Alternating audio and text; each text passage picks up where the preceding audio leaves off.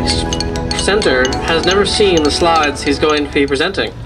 I have, and I've got to say, I have no idea how he's going to do this. This is Rob. All right, here we go. Crisis. We are in a crisis of space. Not the big space all around us that is an important interest for all of humanity, but personal space. Space of around each other. You guys are all clustered in so tight together. There is both danger and opportunity in this space about space. There's a lot of room for growth and spreading out there in this world. It is the prize at the end of the rainbow, to feel both connected to the people around us and to know that you are secure and safe in your own environment and that you have enough space to grow. The orange here represents nature. We need to get back to nature, not so far that we devolve, but actually to a point where the cluster of humanity is where to grow. Right now, with social media growing so fast, this is a question your friends might know the answer to.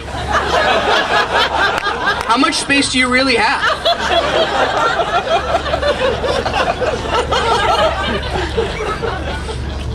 And when they know that answer, how close are they to you?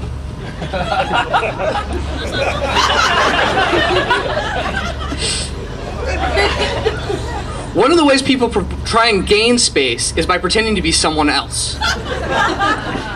They release themselves from their current lives where they're overcrowded and take on other personas in order to try and expand. I have this t-shirt. We imagine and we create and we try and move outside ourselves mentally because we're so jammed in together often physically that we don't feel like we have enough space.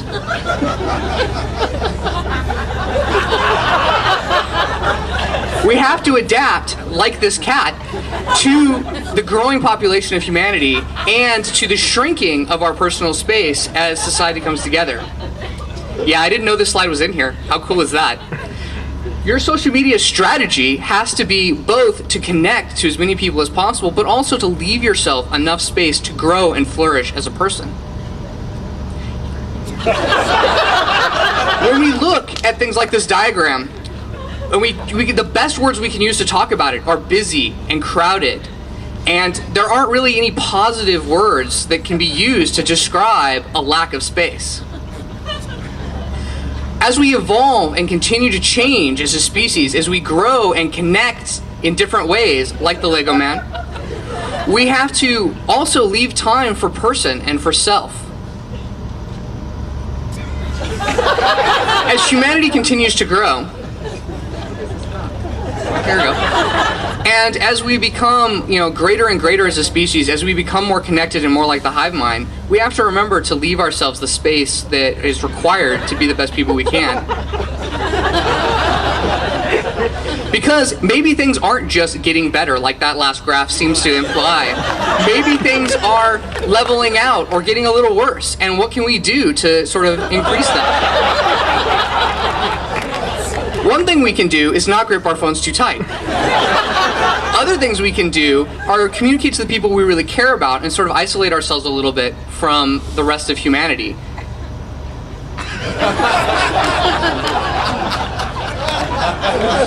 People who really understand the need for personal space are people who work in call centers. Because if you spend so much time listening to angry people all day, you realize that you just need to get away. Factory workers also have to really focus on getting enough personal space away from their jobs and not just in front of the TV. A very wise one once said, "It's good to be king, but just for a while." Space is king, but only for a little while. At some point, you need to be able to stretch out and also connect with other people in ways that are more powerful. Advertising tends to crowd in on our space. We use sex to sell constantly to each other a bunch of things that we may or may not need. And it makes us feel like we're having a lot of connections, but those connections don't really mean anything.